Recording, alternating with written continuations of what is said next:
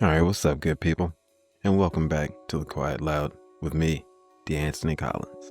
And today we're taking a journey that starts with a giant pumpkin and a rogue planet, but ends in encrypted back channels, secret memos, and a commander-in-chief calling his own people, quote, the enemy within. Yeah, that escalated quickly. So, before we peel back the curtain on the shadow war being waged right here at home, let's ease into a little fall fare, a little cosmic wonder, and a little trending whisper. Alright, you ever hear about a pumpkin that weighs more than your car? Well, California just did it again, at the Half Moon Bay World Championship pumpkin weigh-off, that is, where a structural engineer rolled in with a gourd so massive it took a forklift just to get it on the scale, whopping 2,346 pounds of pumpkin glory. Check this out. It's a fall tradition around here, the World Championship Pumpkin Weigh-Off in Half Moon Bay. And massive pumpkins from all over the United States were rolled in for the annual competition. Top prize went to Brandon Dawson from Santa Rosa. His giant gourd came in at over 2,300 pounds. I was in this position last year, but I lost by 6 pounds. This year I was able to take the win, and that's really what the goal was this year, was to win one of the best, if not the best, pumpkin weigh-offs in the world. And top prize is $9 per pound, so he's taking home over $21,000 plus an extra $1,000 for having the largest pumpkin in the state. Those things are fat. According to the Associated Press, that's the heaviest pumpkin ever recorded at this event. ABC News posted photos of it looking like a sci-fi alien pod. If an alien pod could become the ultimate pumpkin spice latte. But the crowd went nuts for it. Local reporters said you could smell pumpkin in the air. The forklift drivers got a standing ovation. Even the winner said, "I didn't expect to be the guy who broke a record with squash, but this right here is good, weird fall, okay? It's a wholesome moment of triumph. And I'll take a forklift full of joy wherever I can get it." Now, from pumpkin spice to planetary science, because, why not? Just last week, astronomers spotted something pretty extraordinary. A rogue planet that appears to be feeding on its own star system. Check this out. A young planet is going through an intense growth spurt, and it's grabbing the attention of astronomers. The rogue planet, officially named CHA 11077626, is more than 600 light-years away, drifting through space without a parent star. This free-floating planet is eating up gas and dust at a rate of 6 billion tons a second, the strongest ever found for a planet of any kind. It's already estimated to be 5 to 10 times the mass of Jupiter, the largest planet in our solar system. But it's not just its massive growth spurt that has astronomers interested. It's how star-like the planet's formation has been, exhibiting changes only ever seen around a star. But it would need to be the mass of at least 80 Jupiters to compare to one. Free-floating planets are difficult to detect, and the origin of rogue planets remains unknown.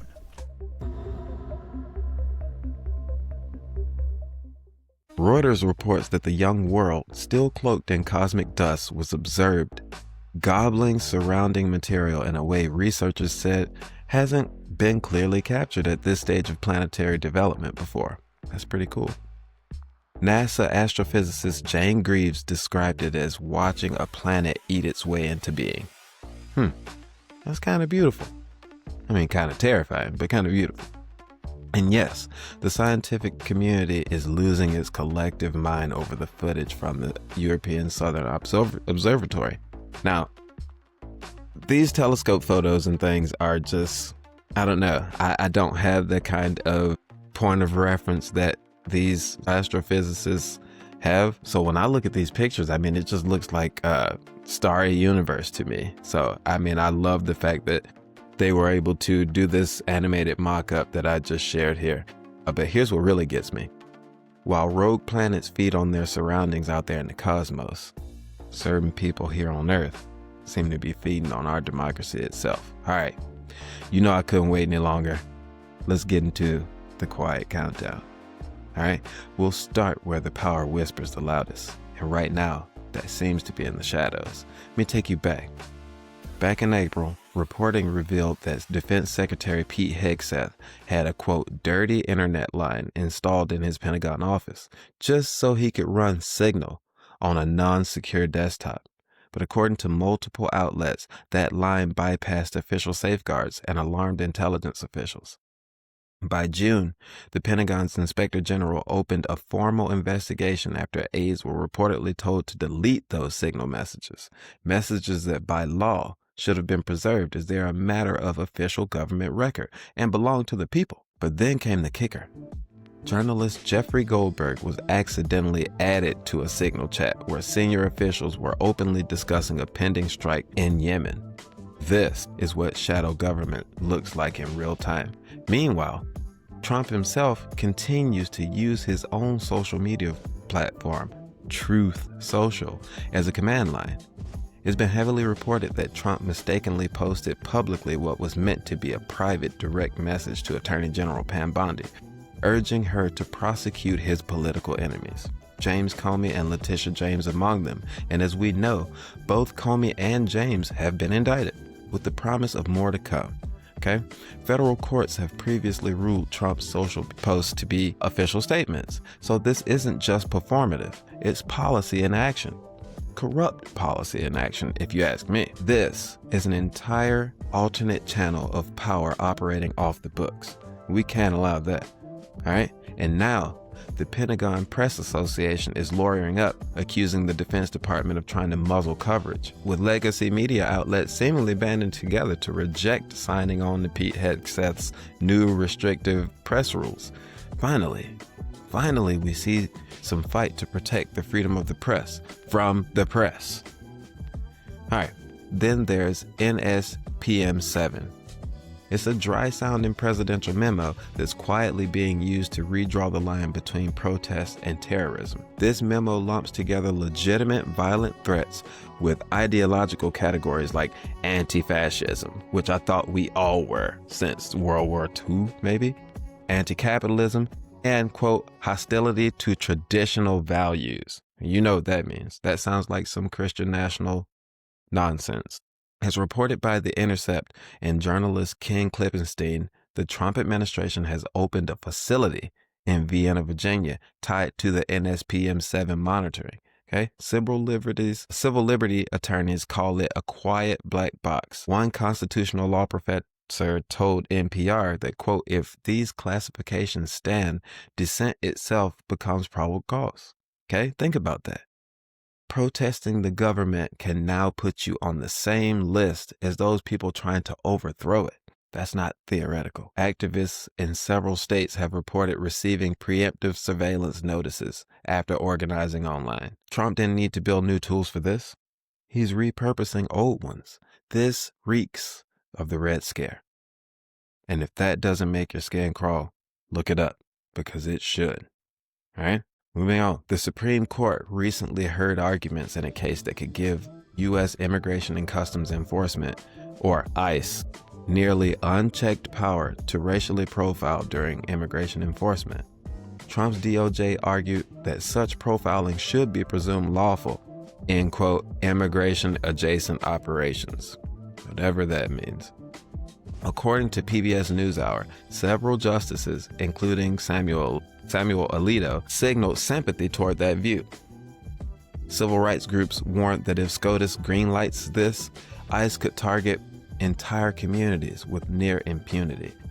Because when you have such broad classifications, they can just make it up as they go along. Historians have already drawn lines to some of the worst overreaches in national security history.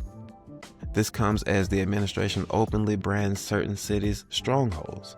But unlike then, this time it's all happening right out in the open. This doesn't seem like a slippery slope anymore. Looks more like a Black Diamond ski run.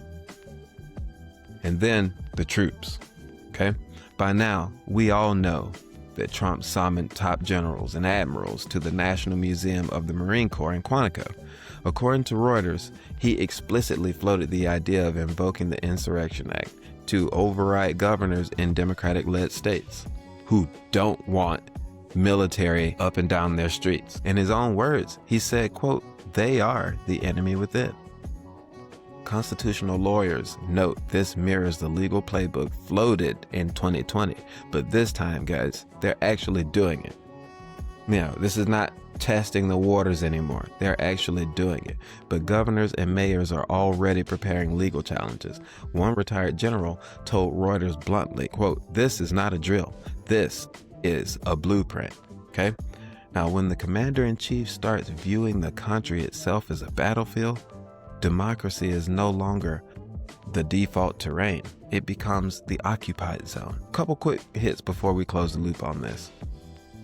The government shutdown still continues to squeeze the working class, and it's only getting worse because the ACA credits are lapsing.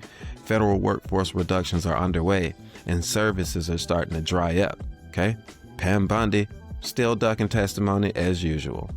Okay? Democratic governors and AGs, though, are finally starting to show some spine on these issues, with congressional Democrats seem to be starting to feel the fire as well.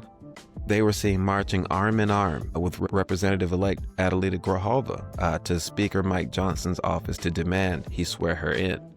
Arizona needs their representative. They voted for her. She has been duly elected with a margin of error that assures that she won handily, okay? So swear her in. And not for nothing, but Trump's health and the silence of him and the media on his own health scares continues to hang over the country like a bad cold front. They stuck to Biden all 4 years and only ramped up more and more toward the end of his presidency. We cannot ease up on what's going on with him. We see that his health is deteriorating right in front of our own eyes. So like this story and the others we have talked about, we cannot let these stories go away. They will not go away because we are going to do our part to see that they only get louder. So stick with us on this. We started out with pumpkins and planets, the kind of stories that remind us of the weird, beautiful world, nay, universe that we live in. But what happens down here on Earth, that's on us. Power is moving through back channels, rights are being redefined, and the battlefield is no longer overseas. It seems to be coming here, in the spaces where democracy either lives or fades. And I'll say it again, political violence has no place here. No place. But neither does silence. And if you believe in this fight, if you believe in truth spoken clearly, like and subscribe, follow, and drop that 5-star review. It only helps the Quiet Loud grow. Okay? So let's make some good noise. And as John Lewis said, let's get into some good trouble. And as always, be loud in your listening and be real in your truth. I'm DeAnthony Collins, and this has been The Quiet Loud.